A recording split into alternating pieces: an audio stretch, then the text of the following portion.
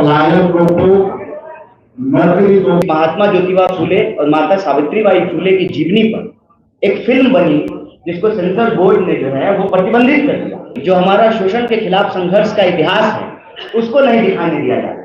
किसी भी जाति के गरीब लोग, दलित, पिछड़े, अति पिछड़े, महिलाएं, आदिवासी, किसान, मजदूर, बिहार के आम आवाम के सवाल को हम उठा सकें कि बिहार का युवा परिवर्तन चाहता है, बिहार का युवा रोजगार चाहता है, बिहार का युवा खोखले वादे नहीं चाहता, बिहार का युवा को डीएनए पर सवाल नहीं चाहता, उसको अपना उज्जवल भविष्य चाहिए और उसको रोजगार चाहिए। पलायन रोको और नौकरी दो यात्रा बिहार की राजनीति में और आने वाले भविष्य में एक मील का पत्थर साबित होने जा रही है। बच्चों का पेट पालने के लिए जो लोग प्रदेश छोड़कर जाते हैं,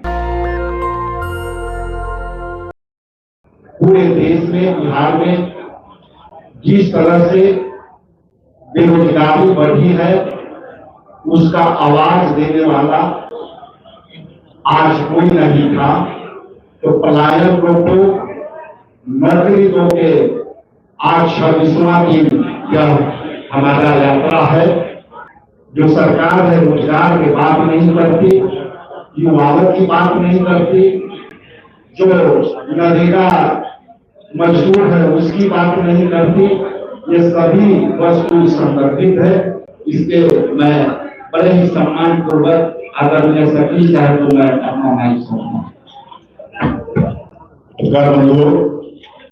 विषय ये है कि बिहार में पलायन है और बिहार के अधिकांश नौजवान बिहार से बाहर काम कर रहे हैं।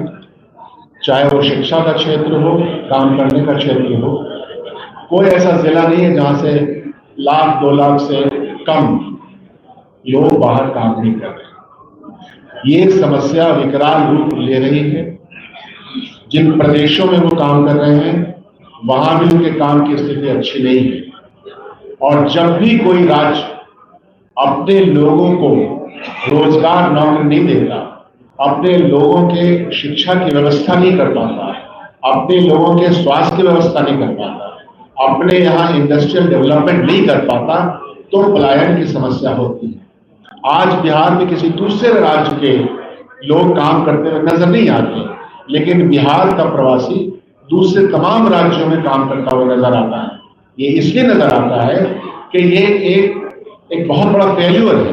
वो किसका है? सरकार का। पिछले 23 सालों से जो सरकार यहाँ चल रही है, एनडीए की सरकार, भारतीय जनता पार्टी समर्थित सरकार, देश के पैमाने पे और बिहार के पैमाने पे भारतीय जनता पार्टी की विचारधारा, भारतीय जनता पार्टी का गवर्नेंस इस बात को बढ़ावा देता है कि लोग बिखरे रहें, गरीब रहें, मजदूर रहें, शिक्षा के क्षेत्र में निवेश नहीं हो, पब्लिक सेक्टर को बंद कर दिया जाए। ये सारे कारण हैं।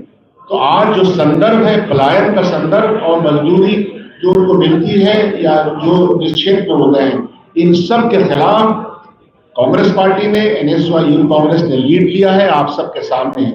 हमें आशा और विश्वास है कि हमारे इस अभियान में पत्रकार बंधु जो साथ दे रहे हैं वो भी साथ देंगे। आप सब लोगों का बहुत बहुत धन्यवाद।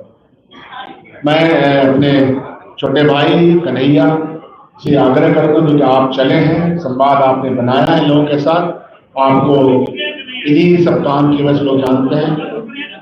परखर तरीके से हमारे ऑर्डर को हमारी तरह रहने दिया जाए तो ठीक रहेगा। बहुत बहुत शुक्रिया, धन्यवाद। महात्मा ज्योतिबा फूले की जयंती है। आप सबके माध्यम से पूरे देश को बधाई। और जब हम उनको याद कर रहे हैं तो एक बात याद रखना पड़ेगा। तो कहते थे कि शिक्षा के बिना बुद्धि का नाश होता है और बुद्धि के बिना नैतिकता का, नैतिकता के बिना विकास का, विकास के बिना धन का, और धन के नाश से जो बहुजन है उनकी तबाही होती है। इसीलिए बहुजनों के लिए शिक्षा सबसे जरूरी है। और यह जो बात हम आपके सामने रेखांकित कर रहे हैं वो इसलिए कर रहे हैं, आज एक बहुत बड़ी कोशिश है कि इतिहास में शोषण के खिलाफ जो संघर्ष है उन संघर्षों को भुला दिया जाए, ताकि जो मौजूदा शोषण है उसको टिका करके रखा जाए और कोई भी लोग उसके खिलाफ अपनी आवाज को बुलंदी से बोल ना पाए। यह बात मैं इसलिए कह रहा हूं कि आपको मालूम हो कि महात्मा ज्योतिबा फूले और माता सावित्रीबाई फूले की जीवनी पर एक फिल्म बनी जिसको सेंसर बोर्ड ने जो है वो प्रतिबंधित कर दिया। तमाम प्रोपेगेंडा फिल्में बनती हैं, अलग अलग फाइल, पता नहीं कौन कौन सा फाइल निकल रहा है, लेकिन जो हमारा शोषण के खिलाफ संघर्ष का इतिहास है उसको नहीं दिखाने दिया जाता, ताकि हम चुपचाप बर्दाश्त करते रहें पलायन को, गरीबी को, बेकारी को, आसमान छूती महंगाई को, अव्यवस्था को, और इसके खिलाफ कोई आवाज नहीं बुलंद करे। तो यह जो पलायन रोको नौकरी दो यात्रा है, यह यात्रा इतिहास के हमारे शोषण के खिलाफ संघर्षों को जोड़ना और मौजूदा समय में जो शोषित, वंचित, पीड़ित लोग हैं, किसी भी जाति के गरीब लोग, दलित, पिछड़े, अति पिछड़े, महिलाएं, आदिवासी, किसान, मजदूर, बिहार के आम आवाम के सवाल को हम उठा सकें। और यह यात्रा विभिन्न जिलों से होते हुए आज पटना पहुंची है, और वही अपना हक की बात करने के लिए हम आज मुख्यमंत्री जी से मिलने का प्रयास करेंगे। इस यात्रा के दौरान हम विभिन्न जिलों से जब गुजरे तो लगभग 1 लाख प्रभावित वर्ग के छात्रों और नौजवानों से मिले। हर जिले में प्रेस कॉन्फ्रेंस हुई और वो उस जिले का जो स्थानीय मुद्दा था उसको हम लोगों ने उठाया है। आज हम उम्मीद करते हैं कि बिहार के मुखिया जो बिहार की आवाज है, जो बिहार की मांग है, उसको सुनेंगे और उसका समाधान निकाल करके बिहार प्रगति के रास्ते पर, समानता और बराबरी के रास्ते पर, न्याय के रास्ते पर आगे बढ़ेगा। बहुत बहुत शुक्रिया। देने वाली यात्रा 16 मार्च चंपारण से शुरू होकर गांधी आश्रम से आज पटना पहुंच गई है। तो इस यात्रा के दौरान लाखों छात्रों के, युवाओं से, हमारे तमाम यूथ कांग्रेस के अध्यक्ष हमारे प्रभारी गणेश कुमार जी, जो यहाँ की पीढ़ी रचना, और तमाम लोग हमारे के प्रदेश, तो तमाम लोगों ने छात्र छात्राओं से बात करी, युवाओं से बात करी।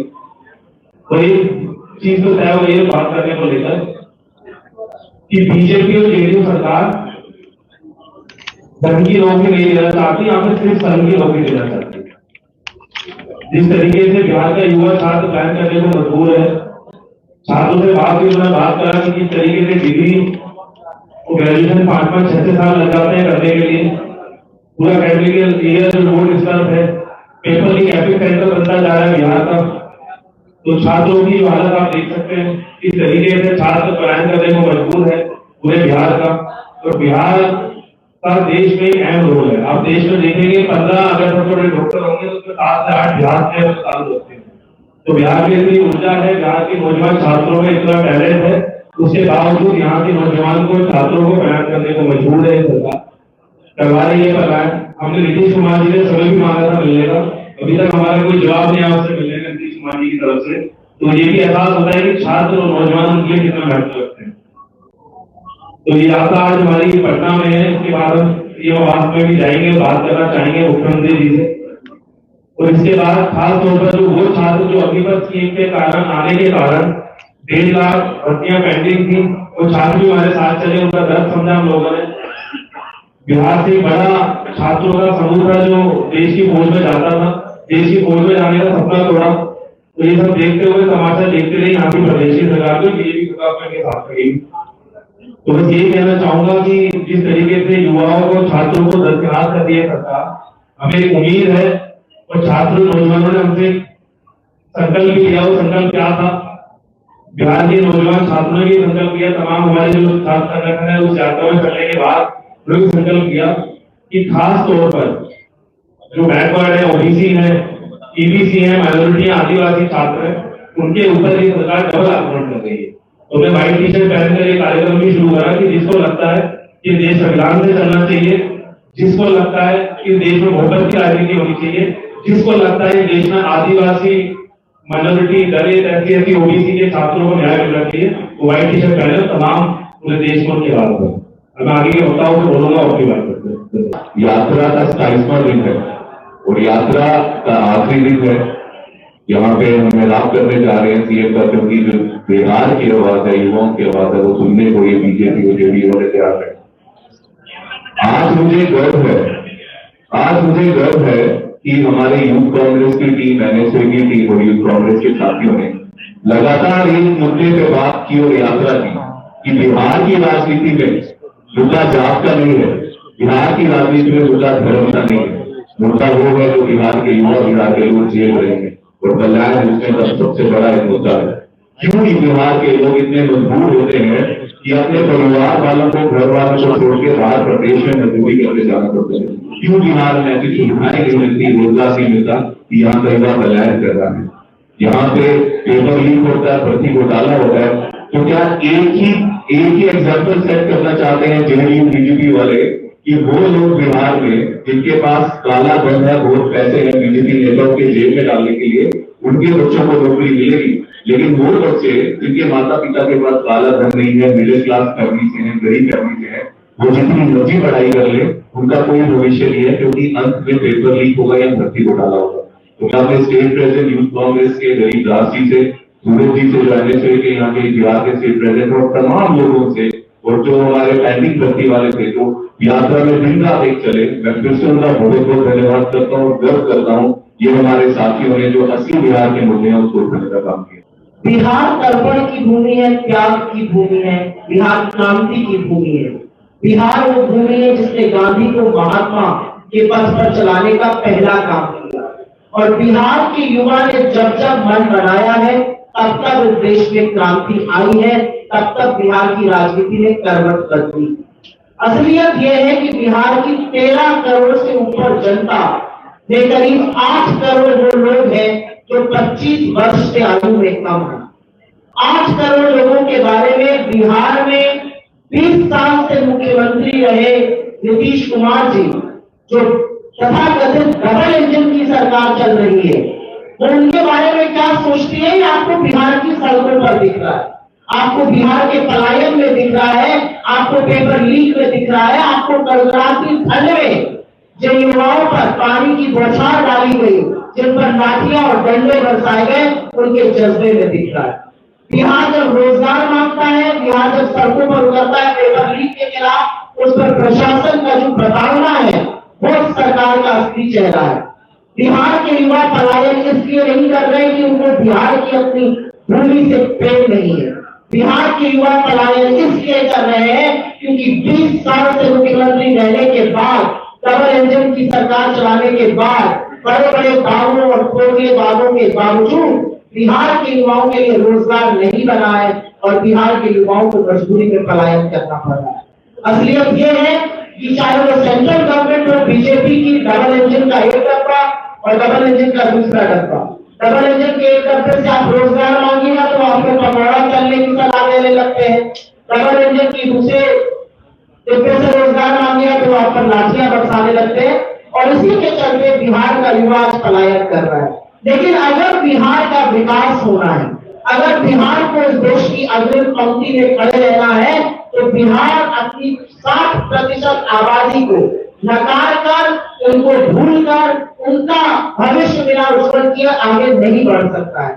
और इसीलिए जो कांग्रेस की यात्रा थी, जो एनएसयूआई और युवा कांग्रेस ने मिलकर यात्रा करी, जिस पर कन्हैया कुमार जी चले, जिसका पूरा सहयोग कांग्रेस पार्टी ने यहाँ पर हमारे अध्यक्ष जी, हमारे सीएलपी, हमारे जुझारू दोनों नेता युवा और एनएसयूआई के नेताओं ने दिया, ये बहुत कारगर साबित होगी, क्योंकि इस यात्रा ने पूरे देश में एक बड़ा संदेश दिया है कि बिहार का युवा परिवर्तन चाहता है, बिहार का युवा रोजगार चाहता है, बिहार का युवा खोखले वादे नहीं चाहता, बिहार का युवा को डीएनए पर सवाल नहीं चाहता, उसको अपना उज्जवल भविष्य चाहिए और उसको रोजगार चाहिए। और हमारी यही कोशिश है, एक ऐसी सरकार बने, ऐसा सत्ता परिवर्तन हो जो बिहार के युवाओं के बारे में, उनके हक के बारे में, उनके हुकूक के बारे में, उनके उज्जवल भविष्य के बारे में बात करें। बिहार में ऐसे तमाम संसाधन हैं जिसके चलते बहुत रोजगार बढ़ सकता है, पर सरकार की प्राथमिकता क्या है, आज उस पर सवाल उठ खड़ा हुआ है। पलायन रोको और नौकरी दो यात्रा बिहार की राजनीति में और आने वाले भविष्य में एक मील का पत्थर साबित होने जा रही है। इसी के साथ मैं अपनी बात खत्म करती हूँ। लेकिन पलायन लोग किस परिस्थिति में करते हैं, इस पर हमें ध्यान देना पड़ेगा। अवस्था, गरीबी, लाचारी, अविश्वास, जिस जिले, गांव, देहात में लोगों को मन में विश्वास नहीं है कि हम 2 जून की रोटी कमा सकते हैं, BA करने के बाद भी नौकरी के नाम पर छलावा मिलेगा, अधिकार के नाम पर लाठी मिलेगी, तो मजबूरन बच्चों का पेट पालने के लिए जो लोग प्रदेश छोड़कर जाते हैं, और शकील भाई सही कह रहे थे, पूरे देश में आज बिहार के लोग जाकर मजदूरी का काम करते हैं, लेबर का काम करते हैं, छोटे मोटे रोजगार ढूंढते हैं। ये परिस्थिति क्यों पैदा हुई? ये 1-2 दिन में नहीं बनी, सालों साल तक बिहार के साथ जो भेदभाव हुआ, बिहार के शासकों ने यहां जो नौजवानों की अनदेखी करी, 2 पीढ़ियां निकल गई और आज ये हालात बन गए हैं कि पूरे बिहार के नौजवान अपना भविष्य अंधकार में देखते हैं। और ये बहुत दुख की बात है। बिहार हिंदुस्तान के सबसे युवा राज्यों में से एक है और बिहार के नौजवान में जो प्रतिभाएं हैं, जो अपार उम्मीद है, संभावनाएं हैं, उसको तलाशने की बजाय, उनको ढूंढने की बजाय, उनको संवारने की बजाय उनसे मुंह मोड़ा जाता है। जो लोग सत्ता में बैठे पटना में आज, माननीय मुख्यमंत्री जी कितने सालों से मुख्यमंत्री हैं और 2024 के लोकसभा चुनाव के समय अगर आपको मोदी जी को समर्थन देना ही था, क्योंकि आपके समर्थन से वो सरकार बनी है दिल्ली में, नीतीश कुमार जी को अगर मोदी जी को समर्थन देना ही था तो बिहार के नौजवानों के लिए 10-20 लाख नौकरी मांग लेते, हमें बुरा नहीं लगता। अगर समर्थन की कीमत बिहार के नौजवान का भविष्य होता तो हम भी कहते आप जाइए, कोई बात नहीं। जो भाजपा 400 पार का नारा देकर लोगों को भ्रमित कर रही थी चुनाव प्रचार में, संविधान की मूल भावना से खिलवाड़ करने की घोषणा करती थी मंच पे खड़े होकर, जनता ने सबक सिखाया और 240 पे लाकर टिक दिया। उसके बाद नीतीश कुमार जी के समर्थन से सरकार का निर्माण हुआ। सरकार बनने के बाद शासन व्यवस्था में दिल्ली और पटना की सरकार ने नौजवानों को कितनी जगह दी है। पिछले समय में जो फर्जीवाड़ा हुआ, जो धोखाधड़ी हुई, पेपर लीक हुआ, लोगों के मन में नौजवान अगर व्यवस्था पे विश्वास नहीं करेंगे, नौकरी प्रक्रिया चयन में उनका विश्वास नहीं रहेगा, यह बहुत खतरे की बात है देश और समाज के लिए। मैं धन्यवाद देना चाहता हूं युवक कांग्रेस का, NSY का। उन्होंने बिहार के नौजवानों की अल्प को जगाने का काम किया है। बिहार के नौजवान किसी की दया नहीं मांग रहे हैं, वो इतना चाहते हैं कि रिश्वत और पैसा देकर पेपरों को आउट ना किया जाए, भेदभाव करके नौकरियों का आवंटन ना किया जाए, प्रतिस्पर्धा हो लेकिन पारदर्शी तरीके से हो। नौजवान नौकरी मांगे, सरकार को कोई चिंता नहीं, सत्ता में रहने की उम्मीद हर राजनीतिक दल को होती है और मैं इसको बुरा नहीं मानता हूं, लेकिन जब इतने लंबे समय तक बार बार मौका लेने के बावजूद इन 20 सालों में कितने लोगों के भविष्य की चिंता करी है। आज लाखों लाख नौजवान बिहार के संभावना को समाप्त होते देख अलग अलग राज्यों में जाते हैं। हम लोगों ने जवाबदेही तय करने के लिए इस यात्रा को निकाला। 26 दिन तक इस भीषण गर्मी में इस सैकड़ों नौजवान चले और आज मुख्यमंत्री से मिलने का समय मांगा है और पूछना चाहते हैं कि जिस प्रधानमंत्री को आपने हजारों हजार DNA के सैंपल भेजे थे, बिहारी अस्मिता का आपने उनको चैलेंज किया था, वही बिहारी आज आप नौजवान नौकरी मांग रहे हैं। क्या आप दिल्ली जाकर उनसे कहेंगे कि बिहार के नौजवानों को 20 लाख नौकरी दीजिए? जो PSU थे बंद कर दिए, सरकारी नौकरियों में लगातार गिरावट आ रही है, उद्योग और निवेश हो नहीं रहा, नए रोजगार आएंगे कहां से? अर्थव्यवस्था को दुरुस्त करने के लिए एक संकल्प चाहिए, एक दृढ़ संकल्प चाहिए, एक निश्चित दिशा चाहिए और रोजगार उत्पन्न करना मैं समझता हूं हर सरकार की प्राथमिकता होनी चाहिए। कि बिहार के लोग बहुत समझदार हैं, बहुत लंबे समय से वो राजनीति, जाति, बिरादरी, धर्म के नारे पर अपना वोट देते आए होंगे, लेकिन आज बिहार के लोग समझ गए हैं कि कौन वोट लेने के बाद वादा खिलाफी करता है। इस यात्रा से हमने राहुल गांधी जी से प्रेरणा ली है। राहुल गांधी जी, खड़गे, हमारी पूरी पार्टी, अभी 2 दिन पहले हम लोगों ने अधिवेशन किया है अहमदाबाद के अंदर और वहां पर स्पष्ट रूप से हम लोगों ने अपने प्रस्ताव में भी अनुमोदन किया है और नौजवानों के भविष्य की चिंता कांग्रेस पार्टी के लिए एक बहुत बड़ा मुद्दा है। इसको बार बार हम लोग रेखांकित करते हैं अपनी पार्टी के अंदर और देश भर में, क्योंकि युवा का जब समय निकल जाता है, कोई बच्चा बच्ची ओवर एज हो जाते हैं, तो फिर उसको कोई भरपाई नहीं कर सकता है। और युवाओं को अगर भविष्य में रोजगार नहीं मिलेगा, नौकरियां नहीं मिलेंगी, और मैंने जैसे पहले कहा, भविष्य की संभावनाओं में नौजवानों का विश्वास अगर खत्म हो गया, व्यवस्था में, प्रणाली में, प्रक्रिया में अगर विश्वास और अपना कायम नहीं कर पाएंगे तो आगे कैसे बढ़ेंगे। तो बिहार के लोगों से मैं अपील करना चाहता हूं कि ऐसे लोग, ऐसे दल, ऐसी विचारधारा को अपना आशीर्वाद दें जो नौजवानों के लिए कुछ करना चाहते, कर दिखा सकते हैं। आपके पास मौका ना हो, आप विवश हो, आप लाचार, में समझ सकता हूं, पूरी ताकत आपके पास, सरकार आपके पास, सरकार आपके दम पर चल रही है, केंद्र की सरकार, और फिर भी हम नौजवानों की देखरेख नहीं कर सकते, ये बड़े दुख की बात है। मैं उन तमाम नौजवानों को जो अनेकों जिलों से निकल कर आज पटना आए हैं, उन यात्रियों को धन्यवाद करना चाहता हूं कि आप एक एक जो यात्री है वो हजारों लाखों नौजवान बिहार के उनके अरमानों को लेकर चला है। और हम कांग्रेस पार्टी के लोग आज आप सबके माध्यम से आश्वासित करना चाहते हैं जनता को, प्रदेश के लोगों को, मतदाताओं को, कि हम नौजवानों को, हर जाति बिरादरी का कोई व्यक्ति हो, किसी बिरादरी, धर्म, समाज का हो, नौजवान की भविष्य को बेहतर करने के लिए हमारी पार्टी संकल्प लेते हैं। राहुल गांधी जी, प्रियंका जी, खड़गे जी, हम सब लोग, कांग्रेस का दल, जितने नेता आपके सामने बैठे हैं, हमारी पहली और सबसे महत्वपूर्ण प्राथमिकता नौजवान का रोजगार होगा। लेकिन हम लोग पीछे नहीं हटेंगे, इन मांगों को लेकर सरकार पर दबाव बनाएंगे, चाहे केंद्र की सरकार हो, चाहे राज्य की सरकार हो। रिकॉर्ड भारत सरकार के आंकड़े हैं कि सबसे ज्यादा बेरोजगारी अगर कभी थी तो आज है। हर प्रदेश में बेरोजगारी है, चाहे मेरा प्रदेश हो चाहे बिहार हो, लेकिन बिहार में जो हालात है वो बहुत एक्सट्रीम पहुंच चुके हैं, इसलिए हमारी प्राथमिकता पहले बिहार है। ये सरकार जो बनी है एक सवा साल पहले, इसने सदन के पटल पर घोषणा करी कि 4 लाख रोजगार देंगे, आज तक नहीं दिया। तो वहां भी सवाल पूछ रहे हैं, जो सरकार नौजवान के साथ वादा करेगी, सरकार से सवाल पूछे और कोई हो गया। अभी तक रोजगार और नौकरी समझ नहीं पाया, तो 10 साल से समझा दिया जा रहा है।